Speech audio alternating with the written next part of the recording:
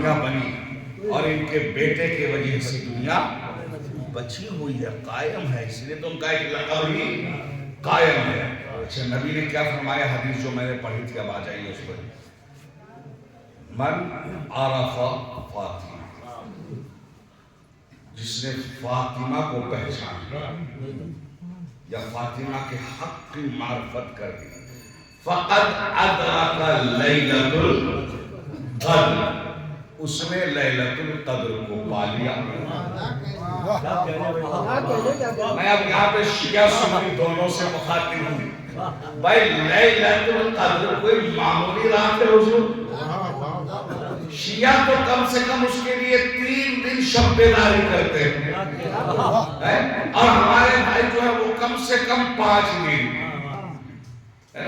ہمارے یہاں کیا ہے؟ 19 21 23، اور ان کے یہاں ہے 21 23 25 27 اور 29۔ اچھا یہ بتائیے انصاف کے ساتھ بہت بڑی بات کروں گا، شب قدر لیلۃ القدر ایک ہے یا 3 ہے؟ ایک ہے، اللہ جزاک خیر۔ حقیقت میں ایک ہی ہے، رات ایک ہی ہے۔ ہمارے یہاں 3 دن یہ تلاش کرنے کا حکم ہے کہ انہی تینوں دنوں میں سے امکان ہے، اس میں بھی 23 کو زیادہ امکان ہے نا؟ وہ ہم چھوٹی بڑی شب قدر کہہ لیتے ہیں وہ اپنے حساب سے۔ اچھا ان کے یہاں بھی معین نہیں ہے کہ شب قدر ہے کب، لہذا انہوں نے تاخراتیں رکھنی، اسی کو تاخراتیں کہتے ہیں، ایک دن چھوڑ کر کے، ہے نا، ایک دن، یعنی 21 23 25 27 اور 29۔ اب یہیں پر ایک اعتراض کا بھی جواب لے لیجیے قبلہ۔ اعتراض یہ ہے کہ شیعوں کو تو ابھی پتہ ہی نہیں ہے کہ شہادت کی تاریخ کون سی ہے نا؟ اپنوں کی طرف سے بھی اعتراض ہوتا ہے اور غیروں کی طرف سے بھی۔ کچھ کہتے ہیں 15 جمادی الاولیٰ، 13 جمادی الاولیٰ 13، اور کچھ کہہ رہے ہیں 3 جمادی الثانی، اور بعض کے یہاں 3 رمضان بھی روایت ہے، اور ہمارے یہاں تو 3 روایت ہے۔ 40 دن ہوگا یا 45؟ شروع میں 40 دن، 75 دن اور 95 دن کی روایت ہے۔ یہ ہے، دیکھیے اعتراف تو صحیح ہے کہ آدمی مرتا تو ایک ہی بار ہے، 2 تاریخوں میں تھوڑی مرے گا، موت بھی ایک بار، زندگی بھی ایک بار۔ تو یہ کیا ہے؟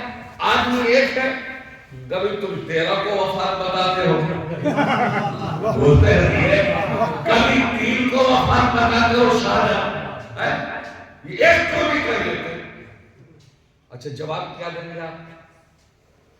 اگر آپ کہیں گے کہ بھائی روایتیں دونوں ہیں، آپ کے یہاں فرض کیجئے آپ کے باپ کا انتقال ہوا یا دادا کا، اور آپ کبھی 15 جنوری کو وفات منا رہے ہیں، کبھی 20 فروری کو منا رہے ہیں، تو لوگ کیا کہیں گے؟ نالائق بیٹا ہے۔ انصاف کے ساتھ بتائیے، کہے گا کہ یار یہ اتنا نالائق ہے کہ اسے اپنے دادا کا یا باپ کی وفات کا پتہ ہی نہیں۔ بتائیے یہ کہیں گے کہ نہیں کہیں گے؟ ہم آپ ایسا کرنے لگے گا، کہیں گے کہ انہیں تو پتہ ہی نہیں، یا پھر یہ کہیں گے کہ اس کا دماغ خراب ہے، اس کی یادداشت صحیح نہیں ہے، یہ بھول گیا ہے، یہی کہیں گے۔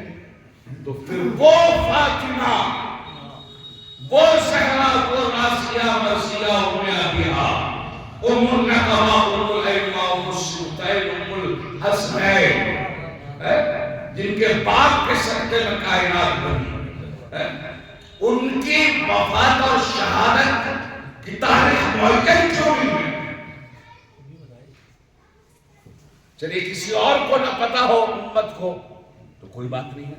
قبلہ فاطمہ کے پاس 11 بیٹے ان کے ایسے ہیں جو معصوم ہیں، انہیں تو سب پتا ہونا چاہیے۔ تو جواب کیا ہے پھر؟ اب اس کا جواب کیا ہونا چاہیے؟ بہت آسان کر کے بھی دے رہا ہوں اور جواب آپ سنے بھی ہوں گے. تو کم سے کم میں یہی پوچھوں گا کہ یقیناً معلوم تو اماموں کو ہے، لیکن یہ تاریخ معین کیوں نہیں کی؟ تو اس کا سوال الٹ کر دیجئے.